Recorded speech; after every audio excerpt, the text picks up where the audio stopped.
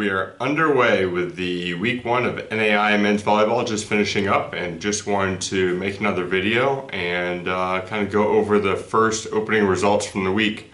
Since our NAIA season preview, we've had a couple of games and a top 15 voting, and so we're going to be going over and kind of focusing on most of the teams that were either receiving votes or in that top 15 from the first rankings. There were a few different tournaments that went on around the country. The first one, the biggest one, was the St. Xavier tournament. So we had St. Xavier out there, Georgetown out there, Indiana Tech, and UC Merced.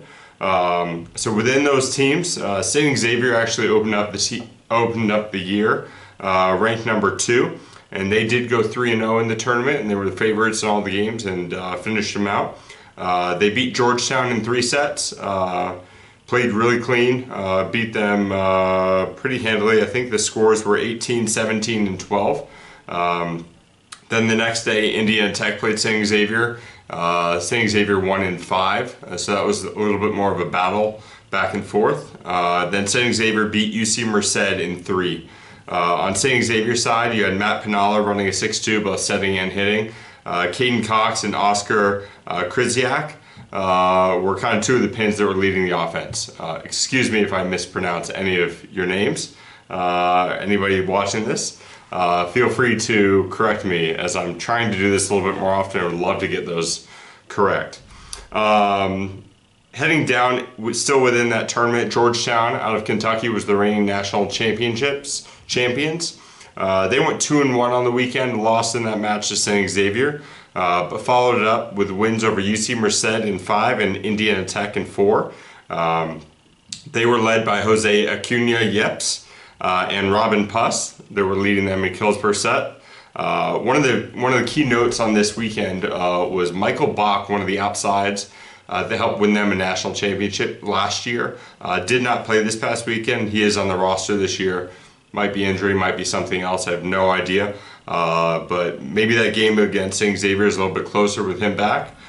Should be interesting to see as they have some more ranked matches in the next week or so, if he's going to be on the floor.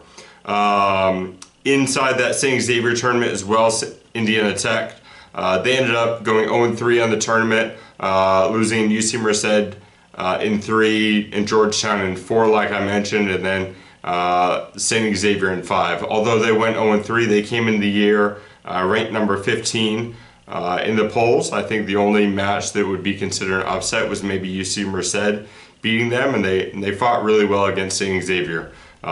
Should be interesting with the next polls, and I'm not sure who they have in their matches coming up this weekend, as they were right on the bubble of the top 15 where they land in the polls coming into this week.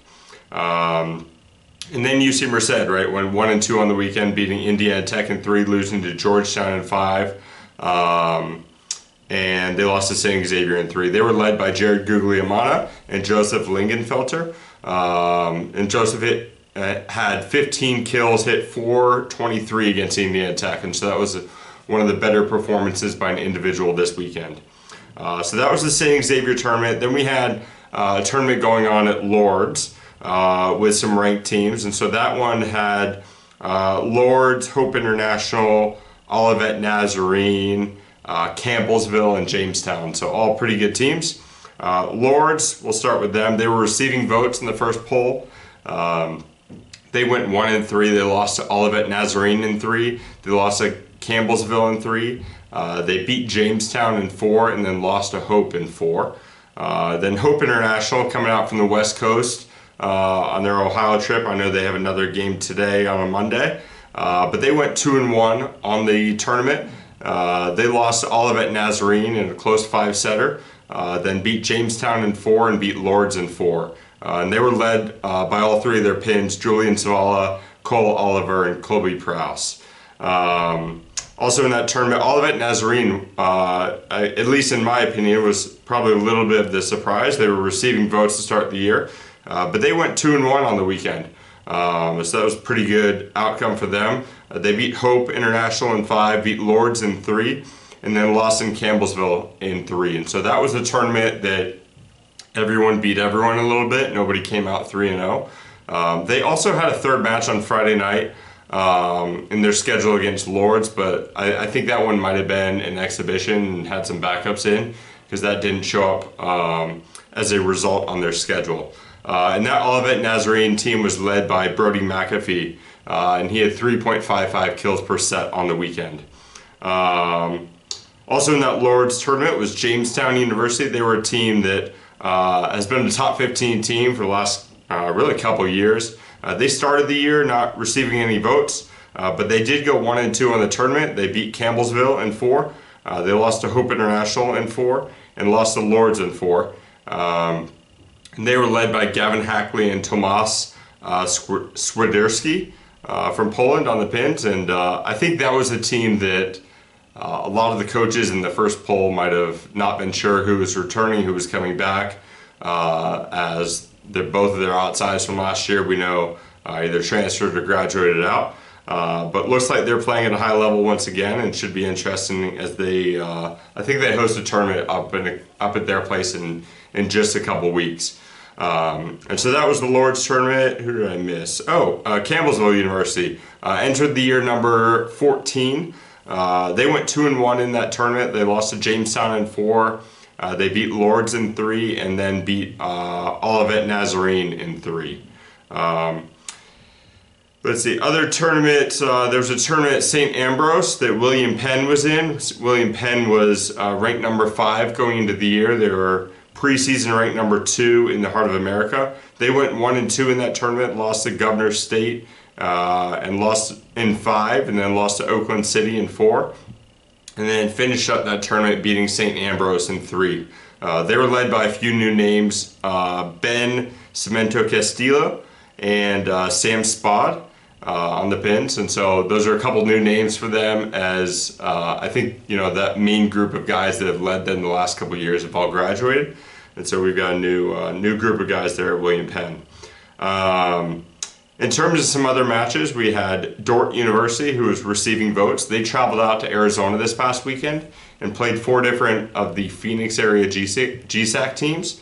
They went 3-1 on the weekend. They beat Ottawa AZ in 4. Joel Van Groningen and Cade Schmidt had 15 kills and 14 kills in that match. Played pretty well, led them. Then they followed up, they beat Park Gilbert in 3. And then they lost to Benedictine Mesa.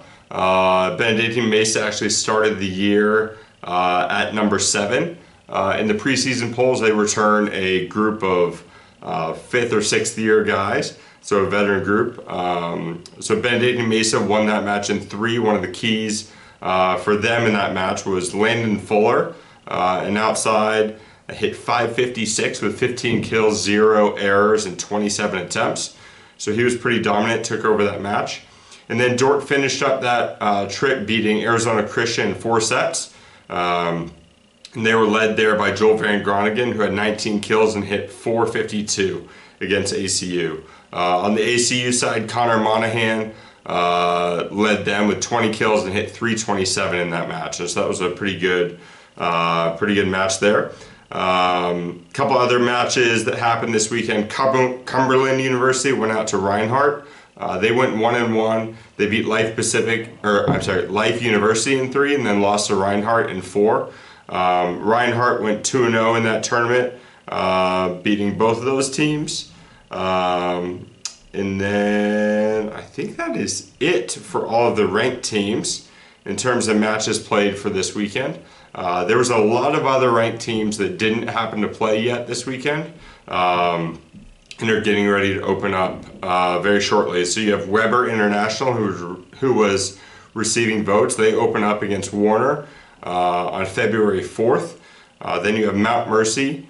Mount Mercy actually did play this past weekend. They went 2-0. They beat Viterbo in 3, and then Trinity Christian in 3. So they're well on their way to their .650 winning percentage in order to get a hosting at-large bid. Then you had Cornerstone University. They did not play this weekend, but they open up this week with games against Calvin, Georgetown, Reinhardt, and Campbellsville. I want to say that might be down in Kentucky, but I'm not 100% sure. Then you had Missouri Baptist. They did not play, but they open up this weekend against St. Ambrose, Governor State, and Briseka.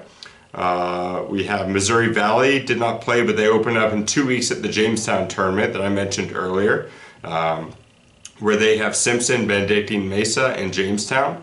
Then we have Lawrence Tech, did not play, but open up this weekend against Judson and Clark at a tournament in Indiana. You have Westcliff University, did not play this weekend, but open up, or did not play this past weekend, but open up this weekend at Park, Missouri. They actually have 5 games in 3 days, and so it's going to be a really heavy schedule. They opened up the season ranked number 8, and their biggest game of that tournament will probably be against Park, Missouri, who started the season number 6. And that will be Westcliff's 5th match of that tournament in a few days. So that should be quite a challenge for them. Park, Missouri did not play this past weekend. They open up on Tuesday, January 28th against Quincy University, before hosting Westcliff and a few other teams at their tournament. Grandview University started the year number 3 in the preseason polls. They did not play, but open up against Arizona Christian, who's traveling out to the Midwest this upcoming Thursday. And then you have our program, the Masters University. We did not play this past weekend, but we open up our countable games on Friday against Concordia Irvine, and then next week against Vanguard University, previous NAIA member. So that's the wrap up for week 1 of results of the NAIA, and I'll see if I can keep this going for however many weeks until I get too busy to start posting. But thanks for watching. Shoot any comments down with, I'm sure I made some mistakes somewhere along the way. But post in the comments below if you have any corrections or want to see anything in any future videos. Thanks, guys.